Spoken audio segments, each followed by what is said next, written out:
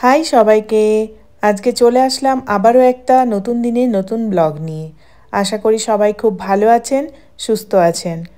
আর আজকের ব্লগটা জন্মাষ্টমীর দিনের ব্লগ। আজকে বানাচ্ছি বেঙ্গলি ভাপা দই। তার জন্য দইটাকে জল ঝরিয়ে নিয়েছি আর নিয়েছি কিছুটা আমের পাল্প আর কনডেন্স মিল্ক আর এলাচ গুঁড়ো আর কয়েকটা কেশর। এবার এগুলোকে সমস্ত ভালো করে মিশিয়ে নেব আমি এখন। এই দইটাকে কিন্তু আমি একটা ওই সাদা কাপড়ে বেঁধে অনেক টাইম ধরে ঝুলিয়ে রেখেছিলাম, প্রায় 2 ঘন্টা ধরে। তো ভালো করে এর থেকে জলটা ঝরে গেছে। তারপর এই দইটার সঙ্গে এগুলো এখন মিশিয়ে নিচ্ছি। আর আজকে তো জন্মাষ্টমী, তাই ভেবেছি বাড়িতে একটুখানি ভাপা দই বানাবো আর এটাই দেব ঠাকুরকে প্রসাদ হিসাবে। মিষ্টি আর বানালাম না, কারণ ওই আপনার শ্রাবণের শেষ সোমবার ছিল, মিষ্টি বানিয়েছিলাম, তো সেই মিষ্টি এখনও বাড়িতে আছে। তো যার জন্য ভাবলাম মিষ্টি আর বানাবো না, তাই ভাবলাম একটুখানি ভাপা দই বানাই। আর আজকে পুজো খাওয়া দাওয়া করে বিকেলের পর বেরোবো, যাবো একটু এখানে ইস্কন মন্দির। আমাদের ডেনভারের ইস্কনেই যাব আজকে আমরা দুজন। এখন সবগুলো একসঙ্গে মিশিয়ে নিয়েছি। তারপর এরকম একটা কেকের টিন ছিল, এটা নতুন, তো এর মধ্যেই এখন দিয়ে দেবো। এই দেখুন, এটার মধ্যে এখন ঢেলে নিয়েছি আর এদিকে জলটা বসিয়েছি। এবার এটা এর মধ্যে এখন আমি 30 মিনিটের জন্য স্টিম হতে দেব। এই দেখুন, তারপরে এইভাবে ঢেকে দিয়েছি। এখন এটা 30 মিনিট স্টিম করব। এই দেখুন, স্টিম হয়ে গেছে। এবার এটাকে 2-3 ঘন্টার জন্য ফ্রিজে তুলে রাখবো। তারপর দেখুন, বের করে আমি এটাকে উল্টে ভালো করে একটা থালার মধ্যে নিয়ে সুন্দর করে ডেকোরেট করে নিয়েছি। এবার আমি এটাকে দিয়ে পুজো করব। দেখতে আজ পুরো কৃষ্ণের বার্থডে কেকের মতো লাগছে, তাই না? কেমন হয়েছে আপনারা অবশ্যই জানাবেন।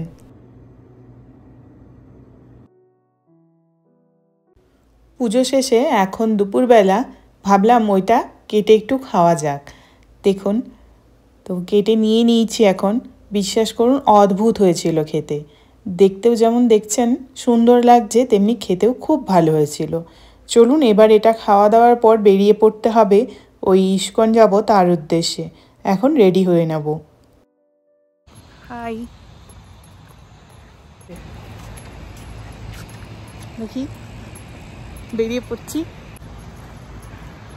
আজকে দুজনেই সাদা সাদা পড়েছি। এই দেখুন, বাস থেকে নেমে আমরা এখন হাঁটছি। এই বাড়িটায় অ্যাপেল দেখুন কিরকম গড়া পর্যন্ত অ্যাপেল হয়ে আছে গাছটায় ভরে ভরে। ওরে, আমরা অ্যাপেল পারবো না রে বাবা, পারবো না। এই যে চলে এসছি, ওইটা ইস্কন। চলুন এবার যাই।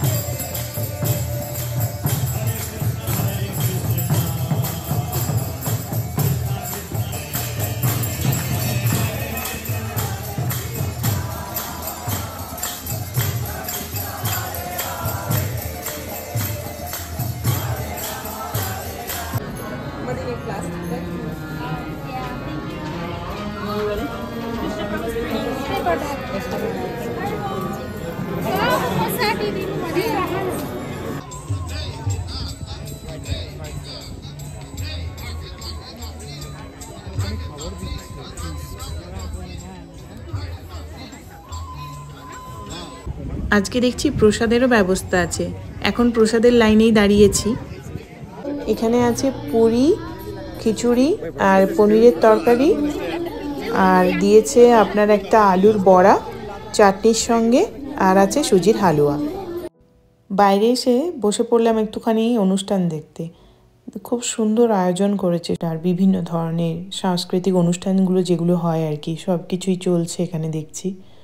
বেশ সুন্দর আয়োজন, আর প্রচুর মানুষজন এসেছে কিন্তু, মানে ধীরে ধীরে দেখছি আরও অনেক মানুষজন আসছে, প্রচণ্ড ভিড় হয়েছে।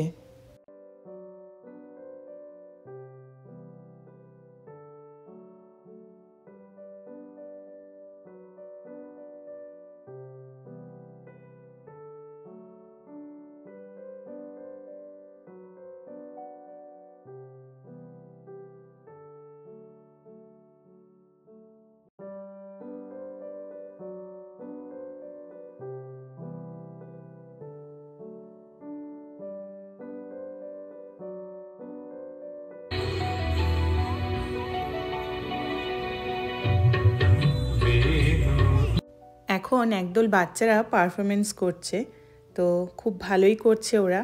আর সঙ্গে যে কৃষ্ণ সেজেছে সে মনে হচ্ছে মেয়ে, তো ভালোই করছে, নাচছে। জানেন তো, এই যে অনুষ্ঠানগুলো হচ্ছে দেখছি এখানকার প্রচুর মানুষজন এসেছে, আর বসে বসে সবাই ওই প্রসাদ খাচ্ছে আর সঙ্গে এই অনুষ্ঠান দেখছে। সঙ্গে বাচ্চারাও এসেছে, কিন্তু সবাই চুপটি করে বসে দেখছি পারফরমেন্সগুলো দেখছে। আর এত সুন্দর সাংস্কৃতিক অনুষ্ঠানগুলো হচ্ছে, মনে হচ্ছে যেন দেশেই কোথাও একটা বসে দেখছি। বিশ্বাস করুন, এত ভালো লাগছে। আর এত মানুষজন, মানে এখানে আসার পর তো খুবই কম দেখা যায়। তো এই সব কিছু অনুষ্ঠান থাকলে তখনই একসঙ্গে হলে এত মানুষ দেখতে পাই, আর কি ভালো লাগে তখন মনটা। না হলে তো একটা মানুষের দেখা পাই না, সেই 2-4 জন রাস্তায় হয়তো দেখতে পাই, আর না হলে কোনো দোকানপত্র গেলে তখন দেখতে পাই, আর সমস্ত এই দেশের মানুষ দেখতে পাই। আর এখানে সমস্ত নিজের দেশের মানুষজনকে দেখে মনে হচ্ছে নিজের দেশেই বসে আছি এখন। তো যাই হোক, চলুন এবার যাই ভেতরের দিকে, আবার একবার ঠাকুরের দর্শন করে এবার লাস্টবারের মতো চলে যাব, বাড়ির উদ্দেশ্যে রওনা দিতে হবে। চলুন। ওই যে নিচে দেখছি একদল বাচ্চা মেয়েরা সমস্ত রাধা সেজে দাঁড়িয়ে আছে, ওরাও মনে হয় উঠবে পারফর্ম করতে। দাঁড়ান একটুখানি দেখে নিই নাচটা, তারপরে যাচ্ছি। সত্যি কথা বলতে ছেড়ে যেতে ইচ্ছে করছে না, মনে হচ্ছে পুরো অনুষ্ঠানটাই দেখে যাই, কিন্তু সেটা করলে তো আর হবে না, বাড়ি যেতে হবে, আর বাড়িটা অনেকটাই দূরে। এটা আসলে এই ইস্কনটা আমাদের সিটির দিকে, মানে আমাদের ডেনভার সিটিতে, তো অনেকটাই পথ। তো যাই হোক, চলুন। এইবার তো দেখছি উঠছে, দাঁড়ান মেয়েগুলো, কি সুন্দর করে সব সাজিয়েছে মেয়েগুলোকে। এই অনুষ্ঠান এখন রাত্রি 9:30 অবধি চলবে, আর ততক্ষণ পর্যন্ত কিন্তু সেদিকে প্রসাদও দেওয়া হবে।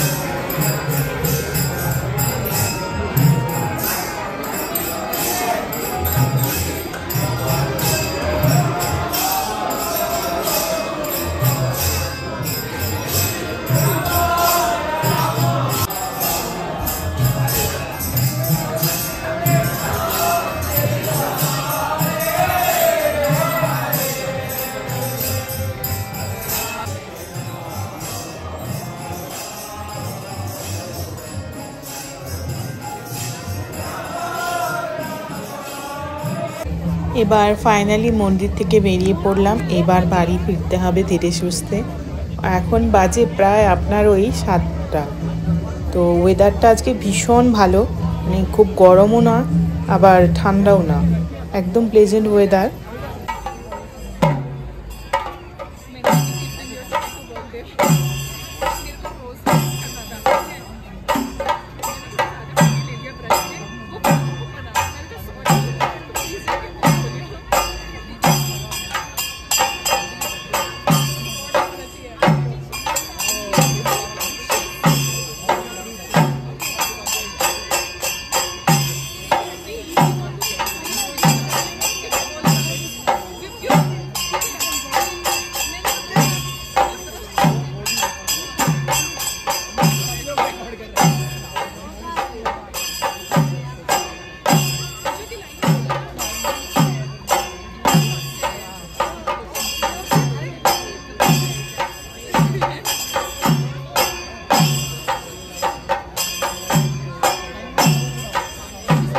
চলুন এবার বাড়ির দিকে এগোই। এখন বাজে সন্ধ্যে 7:30।